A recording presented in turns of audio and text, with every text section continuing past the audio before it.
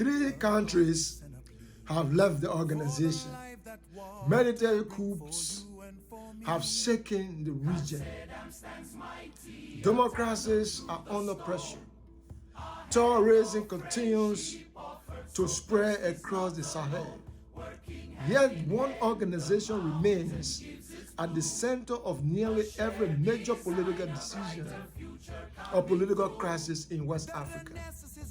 It has imposed sanctions, mediated conflicts, deployed peacekeeping forces, and even threatened military intervention. But what really is ECOWAS? How much power does it have?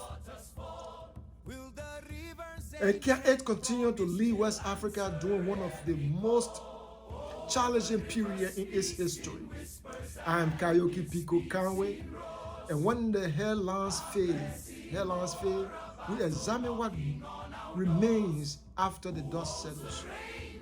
Welcome to When the Dust Settles. Many people assume ECOWAS is simply another political organization. It is much more than that. The Economic Community of West African States, ECOWAS, better known as ECOWAS, was established on May 28, 1975 through the Treaty of Lagos.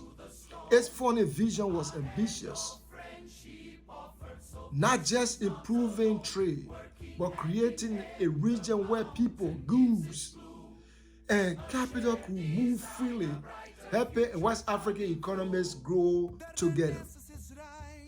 The founders believed that by cooperating economically, the region could become stronger, more stable, and more prosperous. Today, ECOWAS include countries stretching from Cape Verde to Nigeria, representing hundreds of millions of people, and one of Africa's largest regional markets. Although economics remains central to its mission, right? ECOWAS has expanded far beyond trade.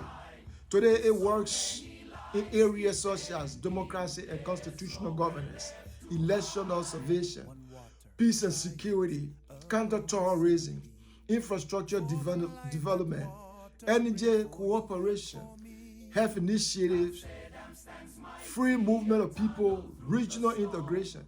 In many ways, ECOWAS functions as one of Africa's most developed regional organizations.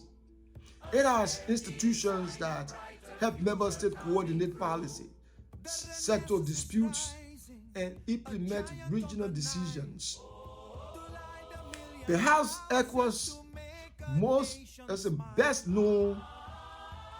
known internationally for its role in regional peace and security. During the civil wars in Liberia and Sierra Leone, ECOWAS created a regional peacekeeping force known as ECOMOG.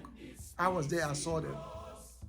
This operation marked one of Africa's earliest examples of regional military cooperation to restore stability. Over the years, ECOWAS has also taken action in countries experiencing political crisis, including mediation efforts, election support, sanctions, and diplomatic initiatives.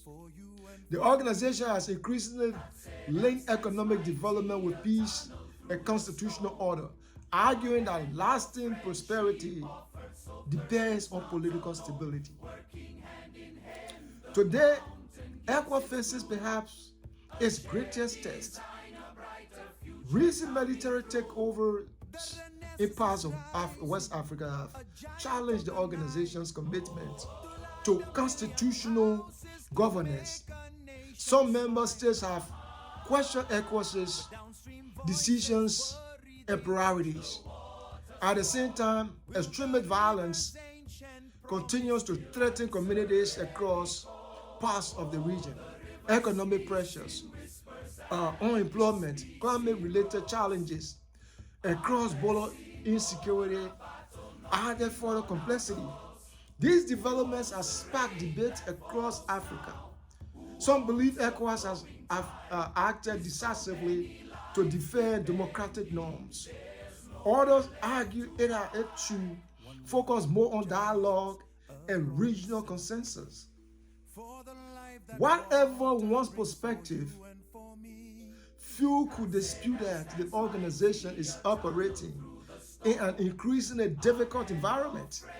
Despite its challenges, ECOWAS remains one of the most influential regional organizations on the continent.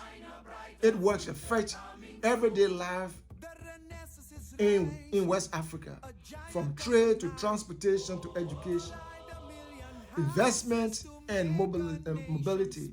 As Africa advances broader continental initiatives such as the African Continental Free Trade Area, regional organizations like ECOWAS are expected to play an important role in implementation.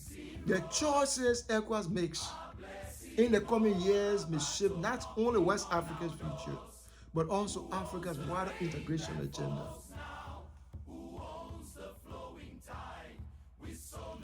ECOWAS was created with a bold vision that cooperation could help transform West Africa. Nearly 5 decades later, that vision continues to be tested by political, economic, and security challenges. Its successes and shortcomings remain the subject of debate, but its influence on the region is undeniable. The future of ECOWAS will depend on how effective it balances regional unity, national sovereignty, democratic principles, and the aspiration of West Africa's people.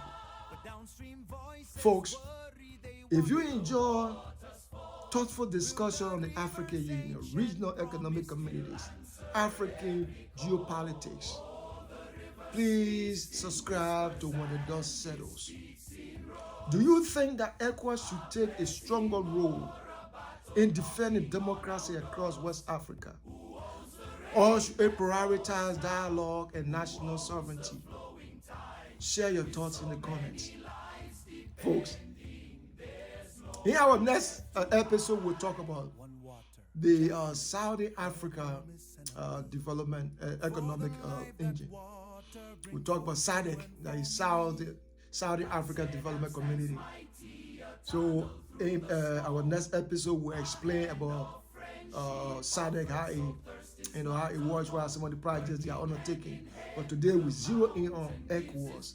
This is our second episode on ECOWAS, or ECOWAS as other people call it.